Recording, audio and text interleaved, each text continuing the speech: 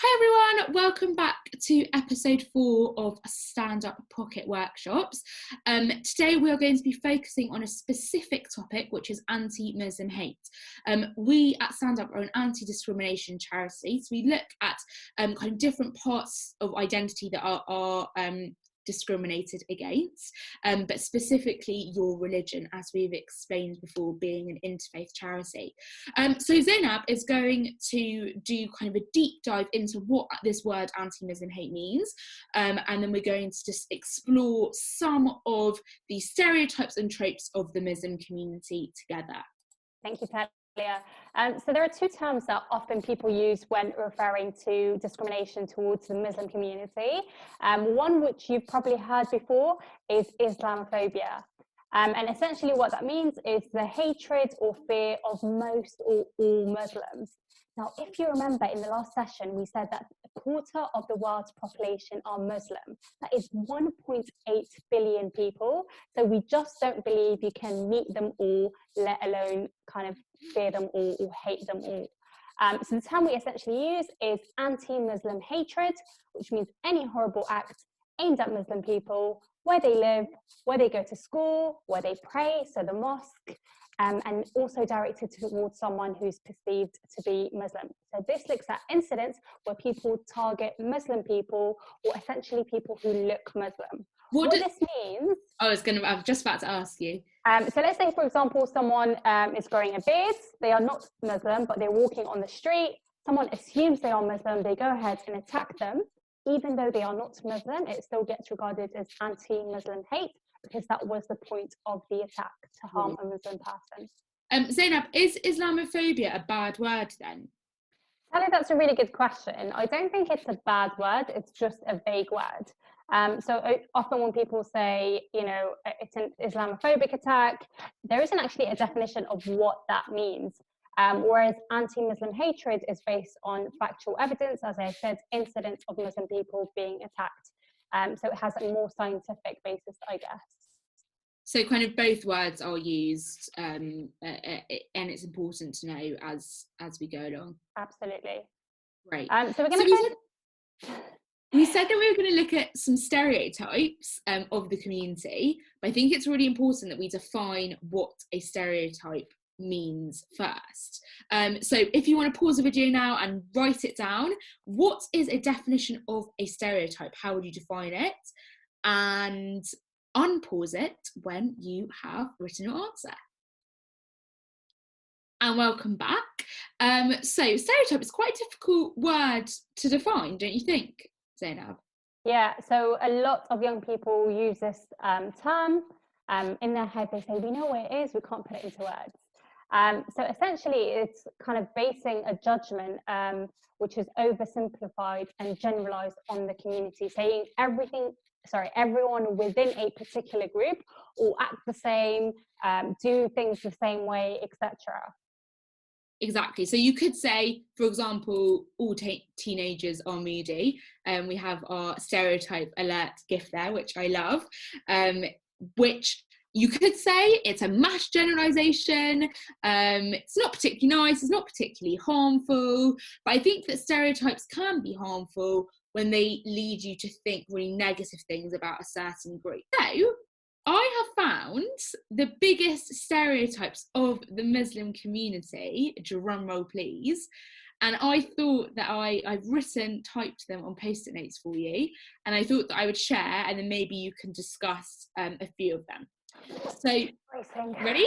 Yeah, the first one we have is all Muslims come from Asia. Do you come from Asia? Massive stereotype. Content-wise, I do. Country-wise, from the Middle East. So I am an Arab Muslim. I come from particularly the Gulf.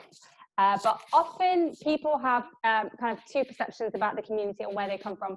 Either that they are all Arab and speak Arabic, or that they are all Asian. So the idea that all Muslims speak Arabic is actually false. Only 22% of the Arab community are Arabs. And actually, you can guess before I say this, but the biggest Muslim community comes from two countries, and that is India and Indonesia. So they So are maybe Asian that's countries. kind And of that's where probably, that stereotype might come from. absolutely, Yeah, but definitely exaggerated. That's not where all Muslims come from. interesting. So our next stereotype, all Muslims have big families. I guess that face covering means that you might fit this stereotype, which isn't a bad thing. This is the stereotype that I struggle to address the most, just because from a personal kind of example, I am one of 7 siblings. This is because I think my parents took this idea of having more children into the faith and prospering quite literally. So it's actually a teaching that's across the 3 Abrahamic religions: Islam, Christianity, and Islam. Now, this obviously does not mean that Islam, Christianity, and Judaism. So fasting alert. So this doesn't obviously mean that every single Muslim family you'll see will have lots of children, etc. Some families do, some families don't. Great. Next. Stereotype number 3, all like to eat curry. Sorry for making you a bit hungry now. Yeah, we didn't really think this one through, that I would be fasting and reading this stereotype. Belly rumbling, but it's a stereotype we get a lot. At kind of the first instance you hear this, you're like, yeah, yum, why not? Curry is yummy. Usually when I ask students to put their hands up to show who loves curry, most hands go up. I personally love it. But I actually think it's used not in a positive connotation, unfortunately. I think it's trying to say that Muslims have different cultures and traditions to that of the Western world, and therefore do not fit in. So it's almost othering them, even though I know everyone loves and appreciates curry. But definitely an idea to kind of other the Muslim community. Seen as like different and separate, and I think that can be quite problematic. Next biggest stereotype, I'm actually going to show the next 2. So it says the religion is sexist towards women, but also that all women are forced to wear the hijab. So ideas about kind of women's position in the religion. Zaynab, you wear the hijab. Do you feel like you're forced to wear it? So personally, no. I was actually really excited to wear the hijab, which is kind of the cloth that I'm wearing. When I turned 12, I was really excited to wear it. I actually wanted to wear it at an earlier age, but my parents were like, you need to understand what it's about first so that you're convinced putting it on, because obviously it's not easy hiding a part of who you are, especially your hair, with the focus today kind of on how women look, their body, their hair, makeup. And I'm not saying this is bad, but I'm saying that there is a lot of pressure.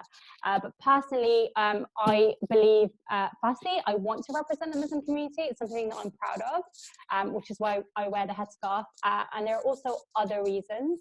I want people to be able to look at me as a person, as opposed to judging me by the way that I look. Unfortunately, people who do not understand what the headscarf is about believe it's a way of controlling women and mistreating them, etc. Now, obviously, you can't deny that the hijab is not always a choice. So depending on where people live around the world, the law, sometimes they are being forced and kind of controlled by patriarchal societies. Also, so here in Britain, women aren't forced to wear it. No, they shouldn't be. However, you may find examples, unfortunately, of kind of families controlling their daughters, wives, etc. But Islam is all about having the intentions when you carry out an action.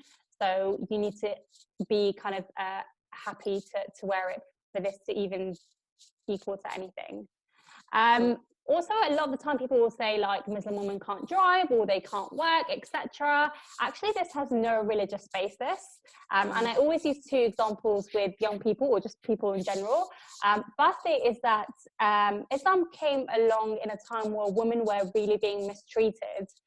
So it liberated women 1,400 years ago. Obviously, liberation then was different to what liberation is now. Also, Prophet Muhammad, peace be upon him, who spread the message of Islam, his wife was actually his boss at work. So he used really? Yes, Talia, and you still have people that say Muslim women can't work.